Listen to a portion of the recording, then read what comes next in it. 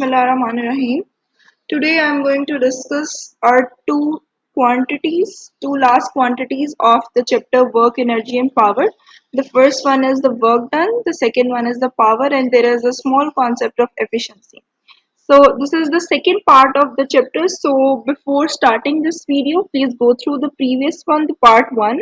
In the part one, I had discussed the concept of energy, types of energies. I had discussed the kinetic energy, potential energy, and the principle of conservation of energy.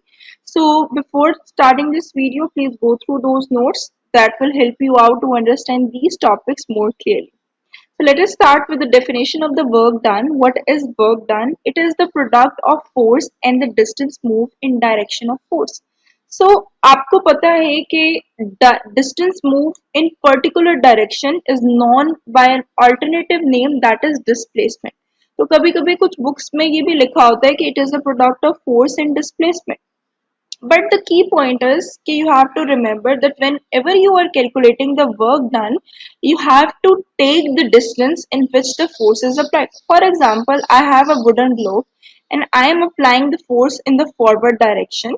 And afterward, this block, this is the position number A and this is the position number B after applying the force.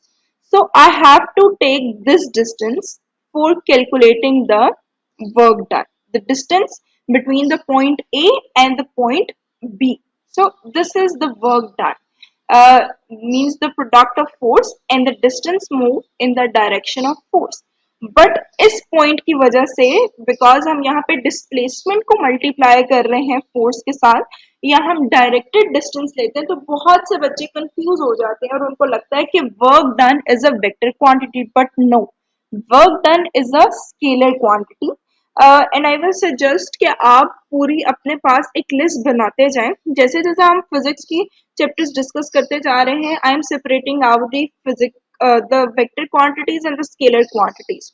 So at the end of the whole syllabus आपके पास एक list होनी चाहिए जिसमें आप separate out कर लें कि ये जो क्वांटिटी है either it is a scalar quantity और either it is a vector quantity क्योंकि एक दो एमसीक्यूज आपके जो शुरू के होते हैं पास्ट पेपर्स के they are usually about the scalar and vector quantities and this is very easy thing so अगर इसमें आप मार्क्स लूज करते हैं तो that is a bad thing so please start such type of practices ताकि आप लोगों के ग्रेड्स इम्प्रूव हो जाएं और you will be able to score much better in CIs.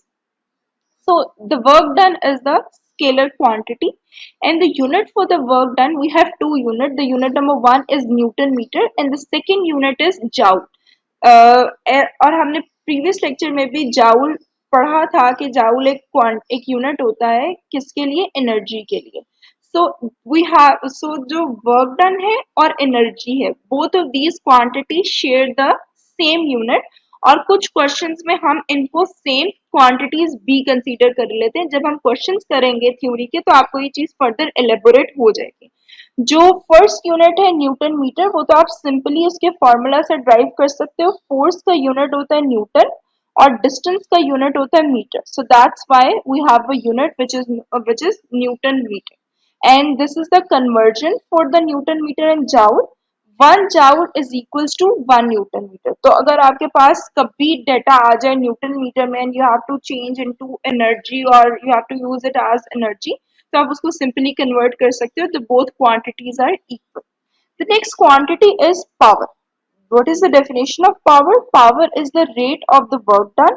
or energy conversion basically power जो है वो हम किसी भी ऑब्जेक्ट की निकाल सकते हैं यानी कि वो किस रेट पे काम कर रहा है और वो कितनी जल्दी एक एनर्जी को दूसरी एनर्जी में कन्वर्ट कर रहा है जैसे कि मैंने आपको लास्ट लेक्चर में एग्जांपल दी थी कि हम लोग इलेक्ट्रॉनिक डिवाइसेस यूज करते हैं and we provide for example you have an iron तो उसको आप इलेक्ट्रिकल एनर्जी प्रोवाइड कर रहे हो and that iron is use to press the cloth तो वो हीट एनर्जी प्रोड्यूस कर रहा है अल्टीमेटली आउटपुट के अंदर इनपुट में हम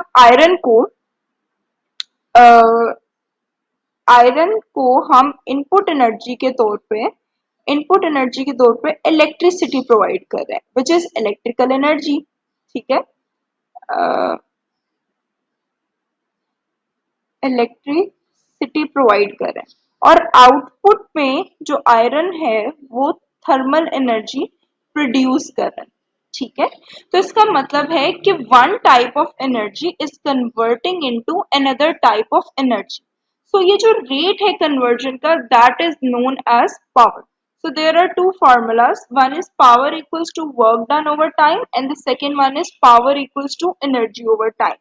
आप इस फॉर्मूला को वर्क डन की तरह एक्सपेंड करके भी लिख सकते हैं. हमें पता है कि work done is equals to force into distance, so you can write this formula as this. And for the energy one, आपके पास कोई भी एनर्जी हो सकती है. It could be thermal energy, kinetic energy, potential energy, but mostly आप kinetic और potential energy को डील करोगे. तो in case of kinetic energy formula हो जाएगा आपका half m v square over time. And in case of potential energy आपका formula हो जाएगा m g h over t. यानी कि जोन सी टाइप ऑफ एनर्जी है, अगर उसने आपको सर्टेन वैल्यू दे दी तो दैट दैट इज गुड. आप उसको सिंपली फॉर्मूला पुट करोगे, टाइम से डिवाइड कर दोगे. पर अगर से आपको काइनेटिक एनर्जी दी हुई है तो first you have to calculate the kinetic energy by applying its formula and then you have to divide it time. और आप उसको डायरेक्ट भी कर सकते हो. It's totally up to you. So the unit for the power same, जैसे कि work done के दो फॉर्मूला, दो यूनिट्स, इसी तरह से पावर के दो फॉर्मूला. पहला फॉर्मूला है जाउल पर second and the second formula is what which is represented by capital W. Please keep in your mind कि वॉट के लिए कैपिटल डब्ल्यू आता है. यूजली आप स्मॉल डब्ल्यू लिख के इसके एमसीक्यूज आते हैं उनको गलत कर देते हैं. तो please keep in your mind कि कौन सा unit have a capital letter and which unit have a small letter, क्योंकि इनके भी मार्क्स होते हैं. आप यूजली इनको केटर ही नहीं कर रहे होते हैं while doing the theory questions. तो एमसीक्यूज में जब आते हैं तो फिर यूजली आप लोग कंफ्यूज होना शुरू हो जाते हैं. The first unit which is joule per coulomb, वो हमने सिंपली इसके फॉर्मूला से ड्राइव किया हुआ है. वी नो कि एनर्जी का जो यूनिट है वो जाउल होता है और टाइम का यूनिट सेकेंड होता है. So that's why we have a unit which is joule per second, or you have another unit which is watt. Same case है कि 1 watt is equals to 1 joule per coulomb. तो अगर आपको joule per coulomb में value आ जाए तो that is equals to 1 watt, और अगर वॉट में आ जाए तो आप उसको जाउल पर कूलम में भी कन्वर्ट कर सकते हो. The last thing about this chapter is the efficiency. Efficiency is like, अगर आप, मतलब वी नो कि energy is converting from one form to another और the work is done. But अगर हम कैलकुलेट करना चाहें कि एक मशीन को हम कितनी इनपुट पावर दे रहे हैं और वो कितना हमें आउटपुट दे रहे हैं, either that particular machine is effective for us और it is not effective for us, तो ये कैलकुलेट करने के लिए हमें एफिशिएंसी को कैलकुलेट करना पड़ता है. एफिशिएंसी हमें ये बताता है कि जो आपका ऑब्जेक्ट है उसकी प्रोडक्टिविटी कितनी है. आइदर वो बहुत प्रोडक्टिव है और आपको इफेक्टिवली अपना पर्पस फुलफिल कर रहा है, या फिर उसके अंदर बहुत ज्यादा वेस्ट आउटपुट है और वो इतना प्रोडक्टिव नहीं है and we have to bring some changes in that particular machine. आप इसकी एग्जांपल इस तरह से ले लें कि अगर हमने एक फैक्ट्री में कोई नई मशीन इंस्टॉल की है और उसका पर्पस है कि वो रिफाइन कर रही है, वो सेपरेट आउट कर रही है वेस्ट मटेरियल को, और उसकी एफिशिएंसी है 50%, तो इट मीन्स कि इट्स नॉट दैट इफेक्टिव.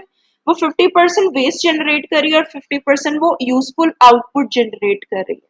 और अगर कोई मशीन है जिसका आपके पास एफिशिएंसी है 80%, तो instead of buying that 50% efficient machine, आप डेफिनेटली 80% एफिशिएंट मशीन बाय करोगे क्योंकि उसकी एफिशिएंसी ज्यादा, इट मीन्स कि वो वेस्ट कम जनरेट करेगा. सो एफिशिएंसी का फॉर्मूला आ जाता है useful energy over total energy multiply by 100, या फिर useful power over total power multiply by 100. तो इट मीन्स कि एफिशिएंसी में ऐसे नहीं है कि सिर्फ हम एनर्जी की एफिशिएंसी फाइंड कर सकते हैं या फिर पावर की. आप इन दोनों केसेस में फॉर्मूला पुट इन करके एफिशिएंसी कैलकुलेट कर सकते हैं. देखिए, एफिशिएंसी को अगर हम डेफिनेशन लिखना चाहें तो efficiency is basically the ratio of useful energy. हम एनर्जी की केस में लिख लेते हैं, it is the ratio of useful energy over total input energy represented in percentage. This is known as efficiency. For example, you have a machine और आप उसको 20 joules input energy provide कर रहे हो एंड दैट मशीन आपको output में it is producing 15 joules of energy.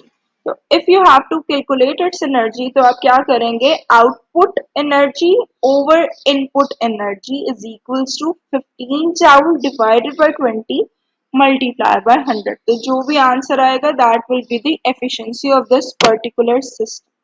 So efficiency के question बहुत इजी होते हैं, मोस्टली इसके एमसीक्यूज में आते हैं, बट कभी कभी इसकी डेफिनेशन और फॉर्मूलाज भी आ जाते हैं।